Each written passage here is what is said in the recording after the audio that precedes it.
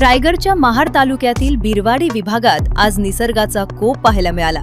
खरवली आणि ढालकाठी परिसरात सोसाट्याच्या वाऱ्यासह झालेल्या अवकाळी पावसामुळे अनेक घरांचे पत्र उडाले असून घरात पाणी शिरल्यानं अनेक कुटुंबे उघड्यावर आली आहेत। वादळामुळे ठिकठिकाणी झाडे कोसळल्यानं वाहतुकीचा खोळंबा झाला असून वाहनांचंही मोठे नुकसान झाले।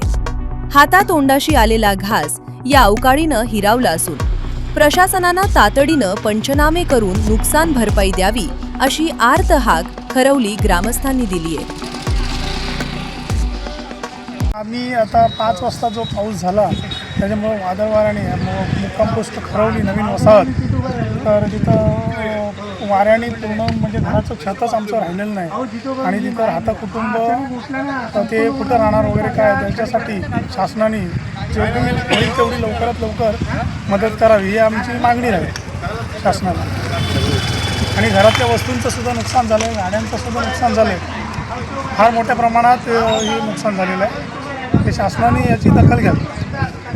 आज खरवली गावामध्ये 4 ते 5 वाजता जो मुसळधार पाऊस आणि वादळ वारा आला त्याच्यामध्ये आमच्या ग्रामस्थांमधली काही घरांचे छत पण राहिलेले नाहीत। काही घरांची अशी अवस्था आहे की त्यांना आता राहण्याची पण आता इथं परिस्थिती आहे ना अवघड झालेली आहे।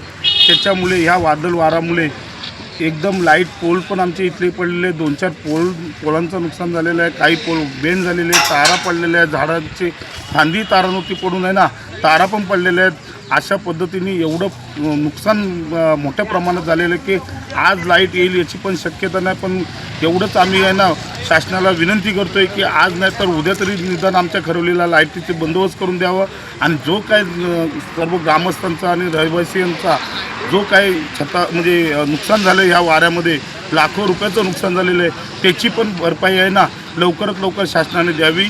आम्हाला असं आश्वासन दिलेलं आहे, तसं तहसीलदार साहेबांनी दिलेलं आहे, तलाठी मॅडमनी दिलेलं आहे आश्वासन की आम्ही लवकरात लवकर उद्याच्या उद्या अहवाल सादर करून तुम्हाला मदत देण्याचं एक आश्वासन तहसीलदार साहेबांकडून आम्हाला भेटलेलं आहे।